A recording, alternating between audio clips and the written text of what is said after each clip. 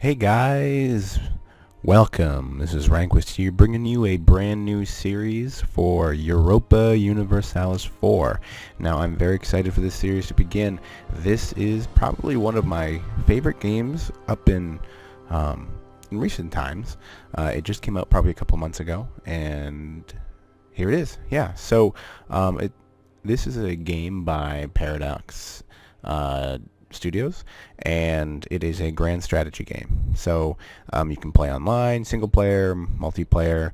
They've got a bunch of different options, and their bread and butter for these types of games is they usually come out with a base game that will that people like to buy. They get used to. They find some bugs and whatnot, but then they really like the DLCs. So as time goes on, there will be more and more that comes out, and the DLCs are usually about like $4 or $5. It's not anything too big, but so yeah, the cool thing about this game, let's take a look. So I'm going to go into a single player here.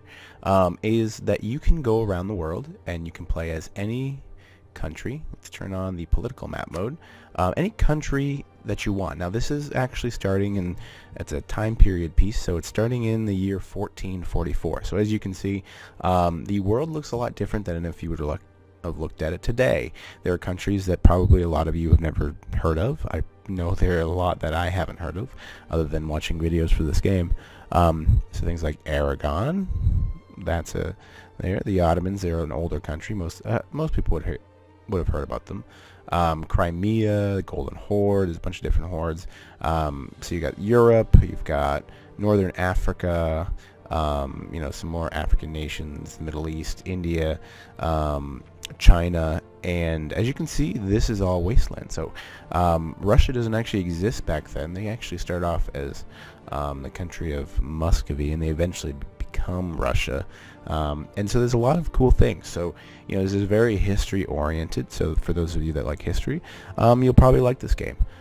So there's a lot of different events that you can do that will allow you to change your country, add a bunch of different options.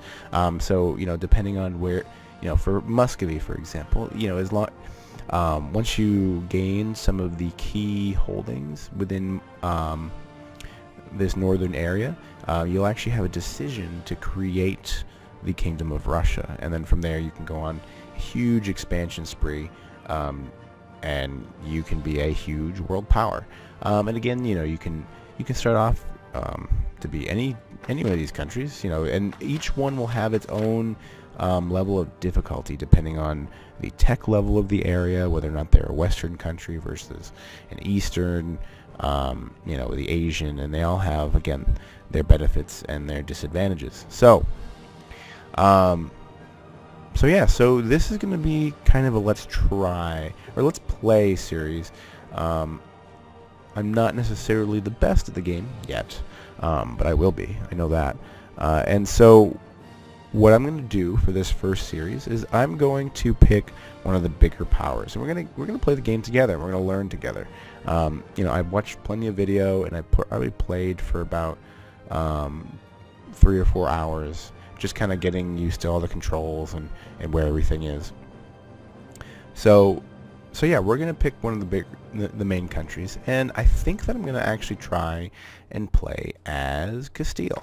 And Castile is in the Iberian Peninsula. They've got Portugal, which is still there, as well as Aragon here. Now Castile, in this area prior to 1444, Castile and the Iberian Peninsula was broken into 3 different kingdoms.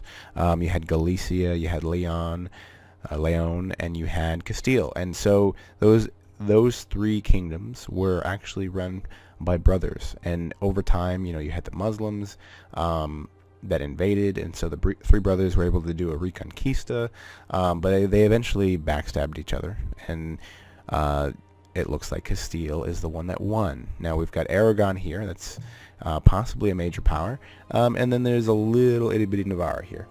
So it's definitely an interesting start. And so what we do is this time period is starting right at the end of the Reconquista of the Iberian Peninsula. As you can see, there is Granada down at the bottom. This is the last Muslim nation that is in the Iberian Peninsula.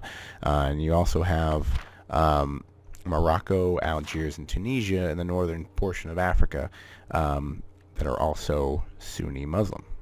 So yeah. So this is actually going to be my episode 0. Starting in episode 1, we're going to dig into the game. But what we're going to do is I'm going to hit play.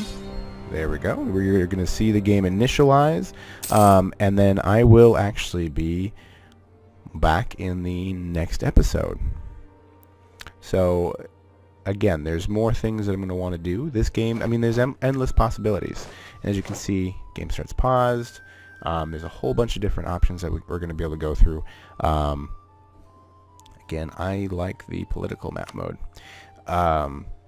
So yeah, so we're going to get into more of the workings of the game, but again, my plans for this game are to make, multiple different series. I'm going to try to, or at least with Castile, we're going to finish all the way to the end, because the game ends, I believe, in 1852 or something like that. And so there are going to be various playthroughs that we're going to play as different countries.